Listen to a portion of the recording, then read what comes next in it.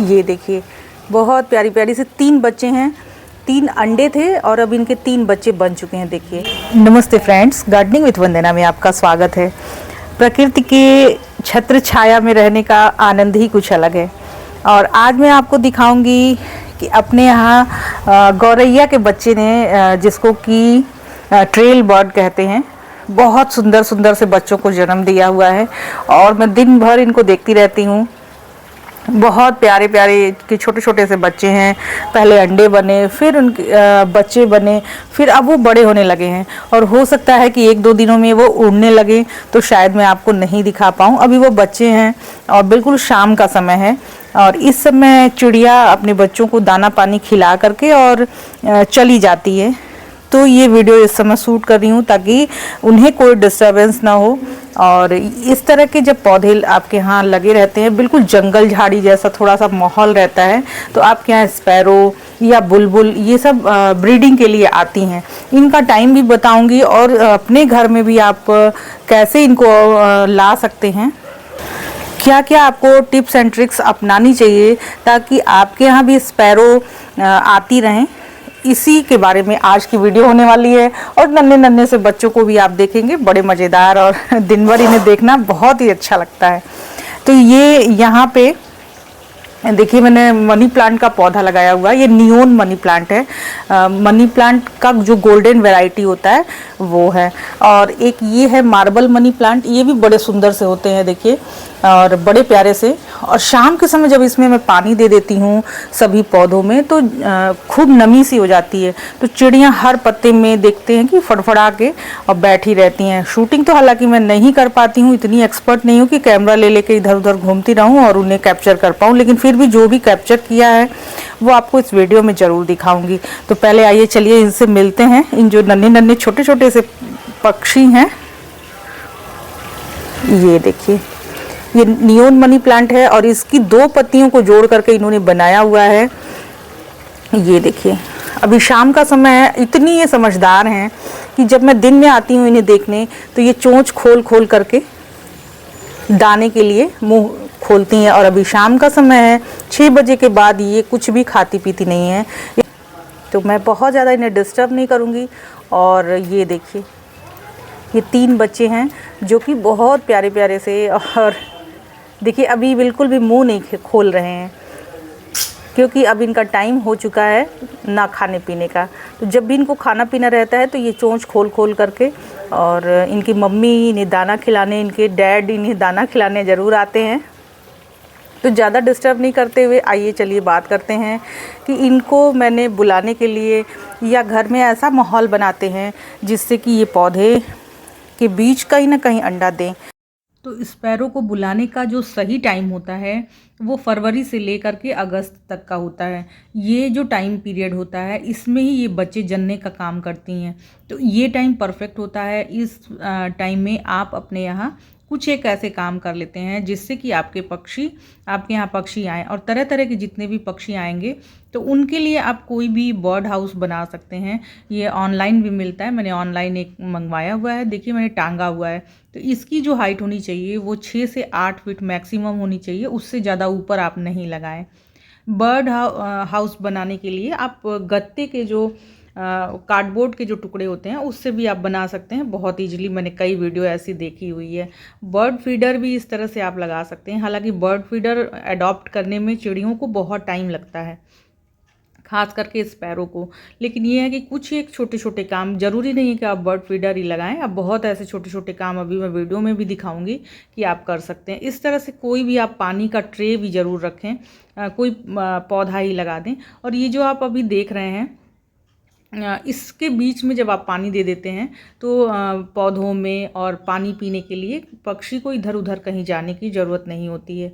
और मैंने क्या किया हुआ है कि देखिए, कोई भी जो लता वाले पौधे होते हैं, यानी कि वाइन वाले जो प्लांट होते हैं उनके बीच में कुछ इस तरह का माहौल आप क्रिएट करें, ताकि कोई भी तसला या छोटा सा कोई कटोरा टाइप का ले लें। मिट्टी का बर्तन हो तो ज़्यादा बढ़िया रहता है। उसमें कुछ आपके जो घर के बचे हुए चावल हैं या ब्रेड हैं, कुछ इस तरह के आप इसमें इनको खाने पीने के लिए रखें। और बहुत ज़्यादा जैसे गर्म हवाएं चलती हैं तो ये सूख जाते हैं बिल्कुल, तो इन्हें बहुत ज़्यादा सूखने नहीं दें, हल्का सा पानी डाल दें। तो इससे क्या होता है कि थोड़े गीले रहते हैं और चिड़िया को चोंच में लेने में ज़्यादा दिक्कत नहीं होती है।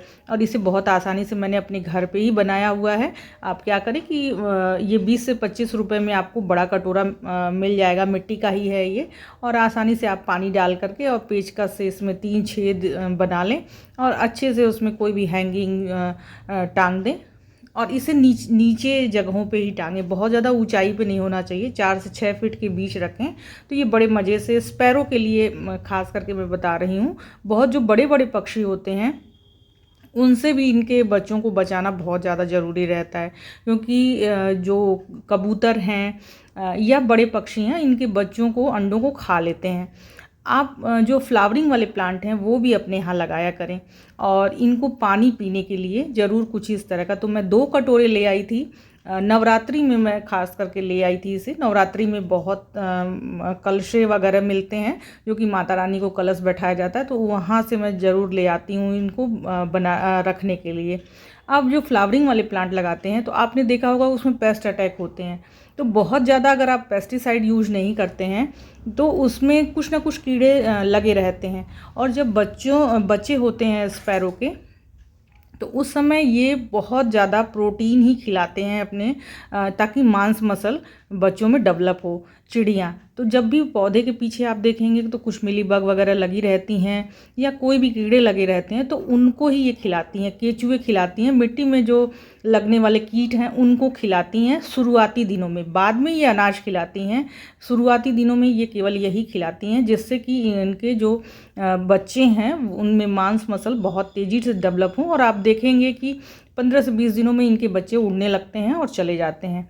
पहले इस अरेका पाम में पिछले 2 सालों से बनाया हुआ था बुलबुल ने, लेकिन ये स्पैरो जो हमारे यहाँ आई हुई हैं वो ये केवल पहली बार ही है।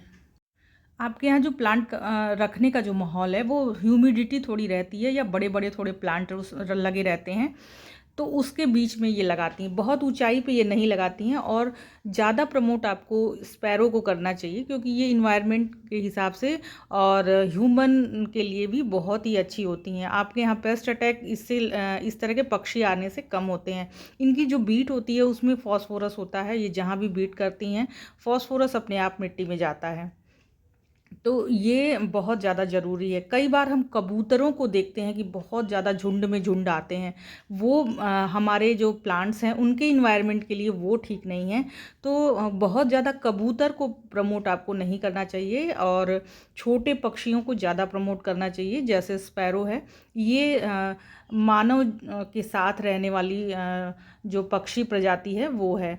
तो आप ज़्यादा से ज़्यादा स्पैरो को, बुलबुल को, और भी इस तरह की ब्लू बर्ड हैं उन्हें प्रमोट करना चाहिए, ताकि वो आपके इन्वायरमेंट में बहुत अच्छे से सर्वाइव करती हैं। बहुत ज़्यादा कबूतरों को पालने में नहीं इंटरेस्ट दिखाना चाहिए, क्योंकि इनकी जो बीट होती है उसमें बहुत ज़्यादा केमिकल होता है और बहुत ज़्यादा कबूतर आने से सांसों की समस्या हो जाती है।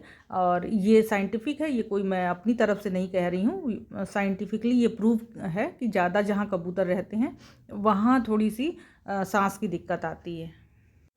सांस की दिक्कत की समस्या रहती है ज़्यादा कबूतर रहने से। और ये जो छोटे छोटे पक्षी हैं ये बहुत ही फ्रेंडली होते हैं, इन्वायरमेंट के लिए भी बहुत अच्छे होते हैं और प्राकृतिक रूप से आपको एक बहुत ही अच्छा सा इन्वायरमेंट देते हैं। अब मेरा जैसे काम हो गया है एकदम बिल्कुल सुबह शाम इनकी देखभाल करना कि ये अच्छे से हैं कि नहीं है, इनको दाना पानी देना, ये सब बहुत क्रिएटिव लगता है और बहुत पॉजिटिविटी इससे आती है। तो आप अपने यहाँ इस तरह का माहौल क्रिएट करें और ये बेस्ट टाइम है।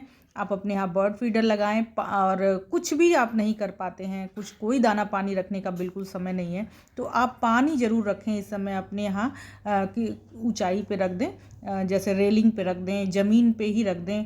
कुछ ऐसा इन्वायरमेंट बनाएं जिससे कि पक्षी आपके यहाँ आएँ, अट्रैक्ट हों। तो ये छोटी सी इन्फॉर्मेशन आपको अच्छी लगी हो तो इसे लाइक ज़रूर करिएगा। मेरे चैनल में नए हों तो सब्सक्राइब भी कर लीजिएगा। नमस्ते फ्रेंड।